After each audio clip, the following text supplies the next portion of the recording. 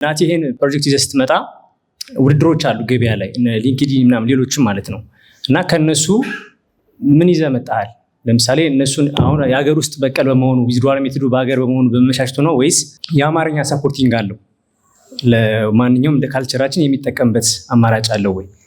ከዛ በመቀጠል ይሄ ዌብሳይት እዚህ ደረጃ ሲያልፍ እኛም በሆኑ ፕሮጀክቶች መምጣት እንፈልጋለን እና ሁሌ የሚያስፈራን ወደኋላ የሚያስደርገን የህግ ጉዳዮች አሉ። ካፒታል መነሻ ስንት ነው የሚመዘገበው አናውቅም፣ በኦንላይን የሚሰሩ ስራዎች ስለሆኑ ማለት ነው። ከዛ ተጨማሪ ደግሞ ዌብሳይቱ እንዴት ነው ዴቨሎፕ አድርጎ እስከሚያልፈው ድረስ ያለው የብዙ ሰዎች ኢንፎርሜሽን የሚጋበት ከሆነ ምን ያህል ዌብሳይት ደረጃ ነው የሚያስፈልገን? እነዚህ ነገሮች ከመለስክልኝ ቴንክ ዩ።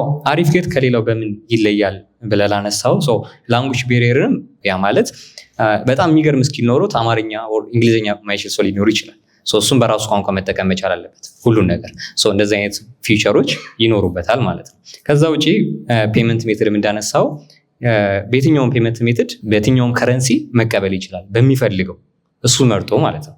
ያንን ነገርም ምን ማድረግ ይችላል? መፍታት ይችላል ማለት ነው።